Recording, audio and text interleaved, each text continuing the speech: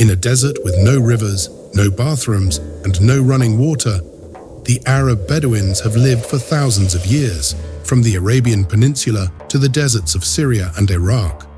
No plumbing, no showers, no taps, just a simple tent. And this raises the question, how do the Bedouins stay clean in a place where water barely exists? Where do they even bathe when their tent has no space for washing at all? And sometimes they stay for weeks, even months, in places with absolutely no water. But that's not the whole story. There's also something shocking we need to talk about. Camel urine, which was once used for washing.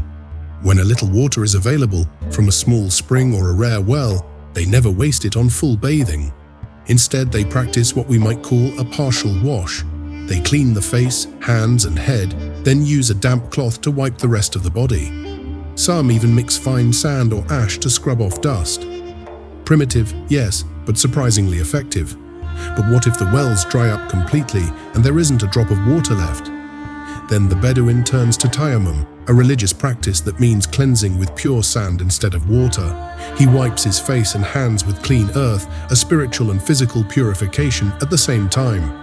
For body cleaning, he rubs his skin with soft sand, which absorbs sweat, exfoliates the skin, and leaves a strange feeling of freshness. Even modern doctors confirm that this method actually purifies the skin. And in very old, very rare cases, some Bedouins washed their hair with diluted camel urine, discovering that its natural salts could clean and preserve the hair. Shocking, but real in a land with almost no resources. Now comes the real question: where does bathing actually happen?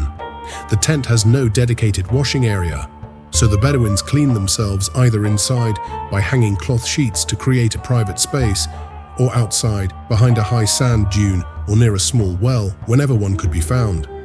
They use it quickly. Men and women bathe in turns, far from the tents to maintain modesty. Water is carried in goatskin bags, and instead of soap, they use natural plants that clean the skin and hair, leaving them with the scent of the desert itself.